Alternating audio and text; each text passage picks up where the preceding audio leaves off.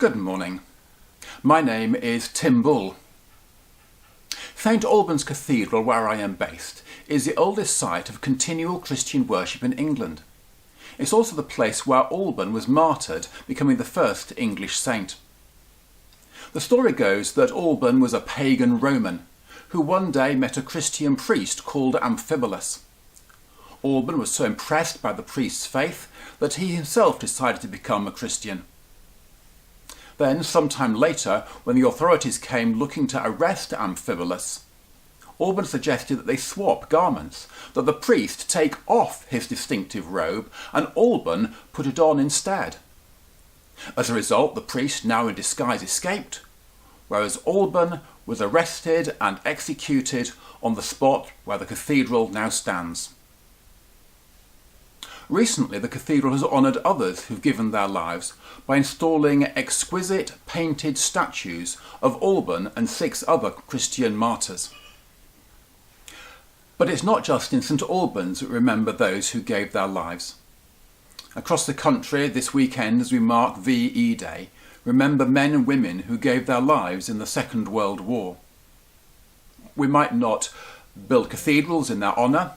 We might not erect statues in their memory. We might not even remember their names.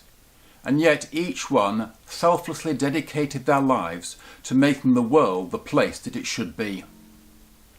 These were the pilots who, in Hurricanes and Spitfires, engaged in aerial combat. These were the heroes in the army and the navy who, on the battlefield and aboard ship, risked their lives in the course of war.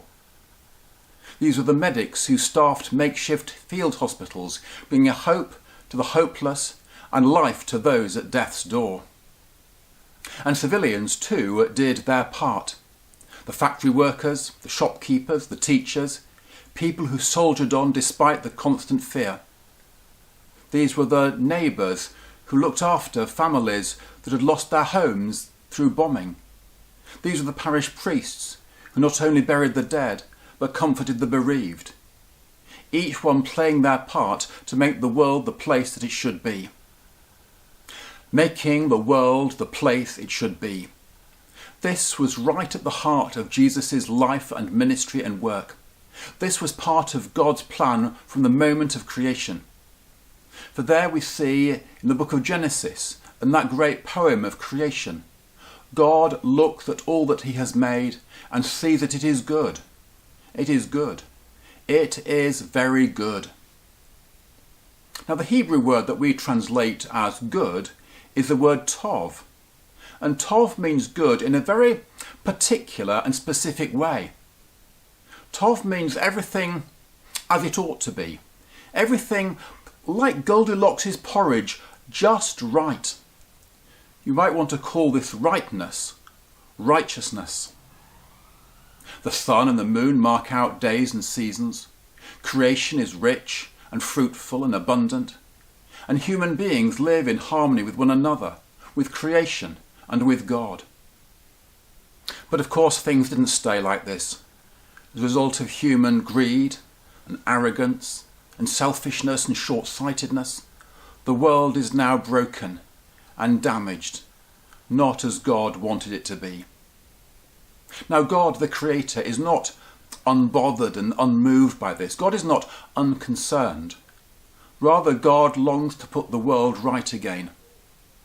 And so God sent us the law and teachers and prophets to show us how to live. And when the world stayed stubbornly defective, God finally sent his Son to restore the world to a state of goodness once again. And so in his ministry we see Jesus putting right all that's damaged and broken. Blind eyes are restored to sight. Damaged limbs are made strong and agile. Disturbed minds are calmed and quietened. Those who find themselves as outcasts and pariahs are welcomed and accepted and embraced and loved. When creation is out of kilter with itself, Jesus calms the storm. When enemies are squabbling, Jesus enables Herod and Pilate to become friends. When people are trapped by sin and guilt and shame and fear, Jesus liberates them so that they can know life and know it abundantly. And on the cross and through his resurrection, Jesus even makes it possible for human beings to have once again a right relationship with God.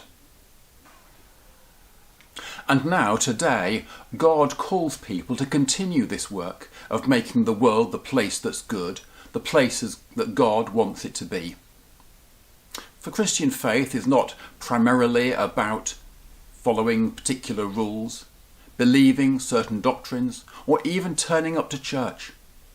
No, the Christian faith is about joining in with God's ambitious, far-reaching, audacious plan to renew and to restore the world.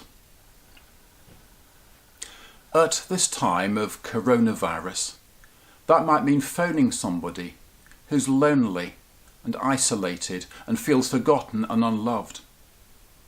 Or it might mean doing something practical, like buying the shopping for those who are vulnerable and can't get out. Or it might mean committing to praying regularly for the NHS and for those in our society who are carers.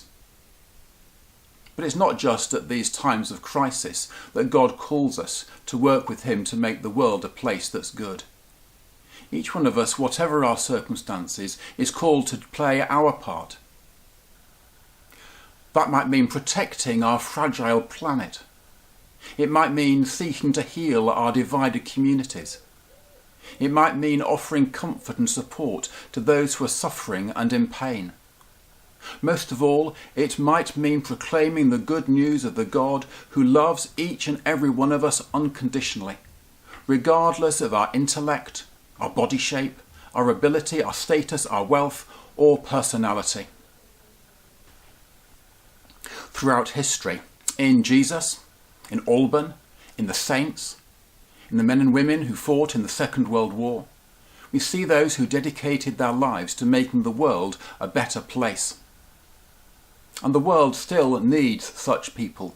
The world is not yet healed and restored. And so, will you be among those who see the planet's urgent need? Will you be among those who hear God's compelling call?